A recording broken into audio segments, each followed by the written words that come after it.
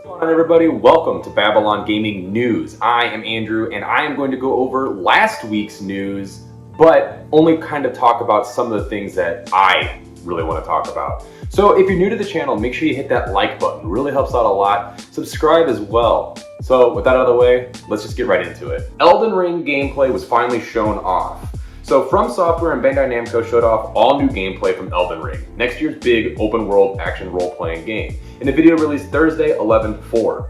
New gameplay footage comes ahead of a playable network test for Elden Ring that will run November 12th through the 14th.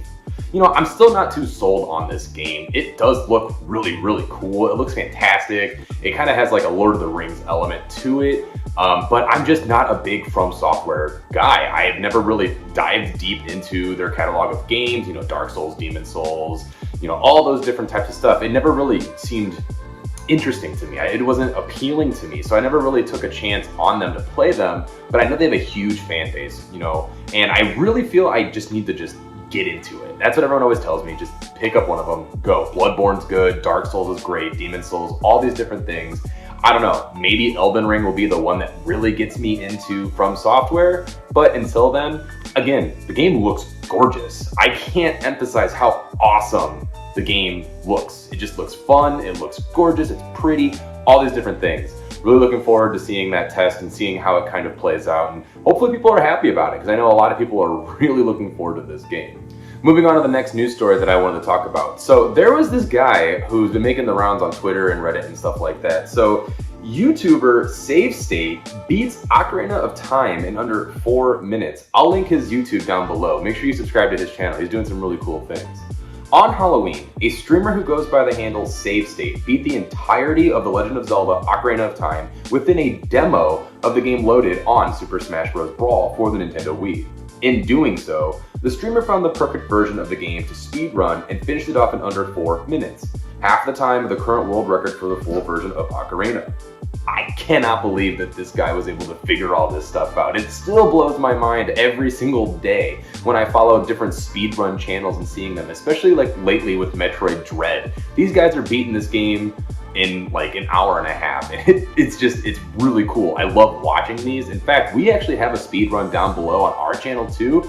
One of our good friends, actually, he recorded his speedrun of Fire Emblem 3 Houses. So if you're interested in speedruns, hey, we got those here on this channel too. So make sure you go down, check that video out, hit that like button, and comment down below on what other type of games you'd like to see a speedrun, and maybe we'll do it someday. But go give SaveState a follow, subscribe, check his stuff out. Really cool streamer. Looking forward to seeing what he's going to do later on in the future. Finally, the last big news story, and this one is pretty big. Nintendo had a presentation for investors to kind of go over, you know, their sales numbers, different types, different pitches, ideas, stuff like that. And they unleashed a huge PDF file with like 45 slides, something like that. I'll link the PDF file down below in the description so you guys can go through each slide individually and kind of take a look at it and take away what you want from it. But I have some key points that I personally want to talk about, some things that I noticed some YouTubers and other news sites aren't really commenting on. So let's dive right into some of the things that I want to talk about. In a presentation to investors, Nintendo hints towards some of its plans for the console and even the future of the company. The company plans to continue to expand its business around the core concept of creating unique, integrated hardware-software products.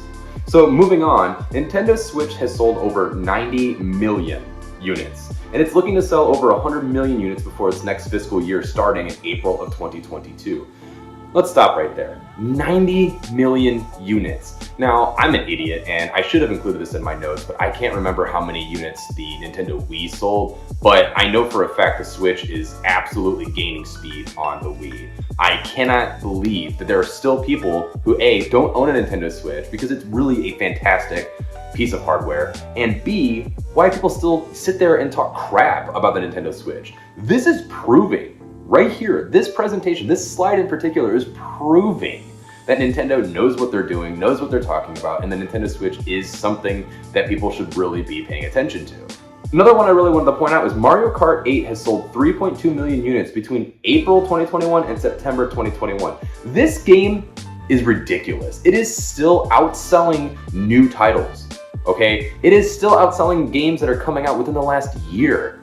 This is a port from the Wii U. In fact, I don't know if you can see it on camera, but I have a Wii U Mario Kart 8 Deluxe box behind me from when we got it on the Wii U.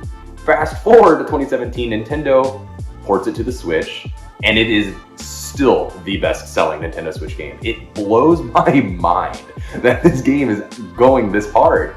It's kind of irritating because I feel like it's going to have a lot of the Grand Theft Auto, stuff going on, where Grand Theft Auto 5 continues to be one of the best-selling games of all time, and because of it, we still don't have Grand Theft Auto 6, and why should we? Same with Mario Kart 8, Mario Kart 9. I understand why Nintendo doesn't want to make a new one when Mario Kart 8 Deluxe is selling so well. Have you picked up Mario Kart 8 Deluxe for your Nintendo Switch? If so, leave a comment down below and tell us how much you love it, because my wife and I still play that game. It's crazy. It's an amazing game. 2022 shows a bunch of big titles: Pokemon Legends Arceus, Kirby the Forgotten Land, Splatoon 3, and Bayonetta 3, along with Breath of the Wild 2, which still has no title. Just the mere fact that Nintendo's even acknowledging Breath of the Wild 2 is kind of exciting. I love that they still haven't released the name for the game, because they said before that if they did, it might kind of give away some spoiler-esque things for the game. So I understand that, but look at that lineup. Let me repeat: Pokemon Legends Arceus, Kirby the Forgotten Land, Splatoon 3, and Bayonetta 3. 2022 is looking to be a fantastic year for Nintendo. And that's not even including some of the other things that they talked about here in a second.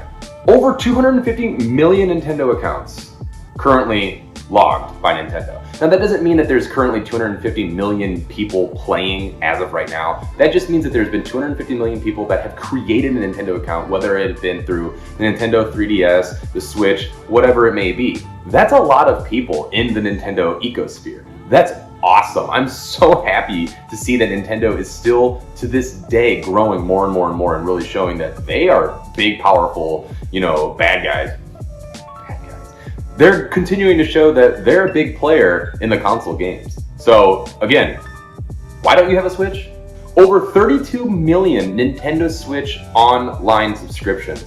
That is a bonkers amount of people. I definitely was not expecting that number to be as high as it is. And that's freaking awesome, man. The more people that subscribe to that service, the more Nintendo sees, the more I'm hoping they're going to want to really focus on that. And that's what I wanted to talk about. How earlier I said that 2022 is already shaping up to be a big year for them.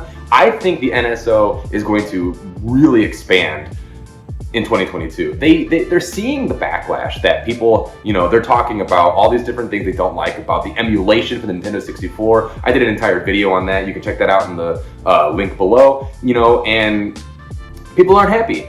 They want different games, they want better games, they want Game Boy Color, Game Boy Advance, etc., etc. And I think Nintendo's listening. I really do. I honestly feel like in 2022, they're going to do something with this, because they even said so in one of the slides, that they're really going to focus in and expand on the NSO and bring you better features. So I cannot wait to see what else eventually comes to the NSO. And if you haven't learned by now, if you're new to the channel, I love Nintendo. I really do. And I'm not one of those fanboys where I can't sit there and tell you that they're amazing, they're perfect, they're fantastic, nothing they do is wrong. I can admit that Nintendo really does screw up sometimes. And I think the NSO expansion is one of those cases. I really do think the lack of attention to detail and some of the emulation is really garbage, kind of crap. It doesn't really necessarily affect me per se, but I know there's a lot of completionists and specialists out there who really love, certain things and want it a certain way. And I get it. I understand why people are frustrated. I was hoping for a different set of games. In fact, I was hoping for Game Boy Advance, Game Boy Color, stuff like that, because it's a handheld system, so I was expecting more handheld titles. But I get it, it's not a handheld system, it's a hybrid, so people don't necessarily play it just handheld like myself. So the last little bit I want to talk about is the future outlook. Completely disregarding the Nintendo 3DS and the Wii U, but they still have plans to expand its business around the core concept of creating unique integrated hardware software, and they hinted at a 20XX release date for a new console. See, now this is what a lot of YouTubers keep focusing in on, is the fact that they say that Nintendo lied, that they're not working on a new console, and then they release this slide showing that they clearly are. Well, shut up. Nintendo is working on a successor to the Nintendo Switch. It's not rocket science, people. But why do they feel the need to put something out so soon, so right away, when the Nintendo Switch is gaining speed? And I know because of chip shortages, right now it's slowing down, But once they can kind of get their feet back up and start running, they're going to blow everyone out of the water, as they usually do. So there's no real hurry. And I understand why they had to put this slide in, because again, this is a presentation for investors. They're showing their investors, hey, you know what? We're working on something else. It'll happen eventually. And I like that they didn't put 22, then the X. It's 20XX. So therefore, I mean, it could come out in like 10 years if we really wanted it to, you know, in 2030, for crying out loud. But that's Nintendo, man. They do what they want to do and it works. The numbers don't lie. So if you found this video at all informative, you liked this new kind of layout that I'm doing where I just gather a bunch of news articles and talk about it instead of just kind of focusing in on one or two, I like it more this way. Also, what do you think of the setup? I kind of tweaked some things, made it a little better in my personal opinion. Sound I know is still kind of out there. This room is kind of echoey. I'm working on getting some sound things to put on the walls and stuff like that. Hopefully it'll sound a lot better. But thank you guys so much for joining in. Check you guys next time. Thank you guys so much for watching the video. If you want to check out anything else, YouTube tells you to check out these videos right here.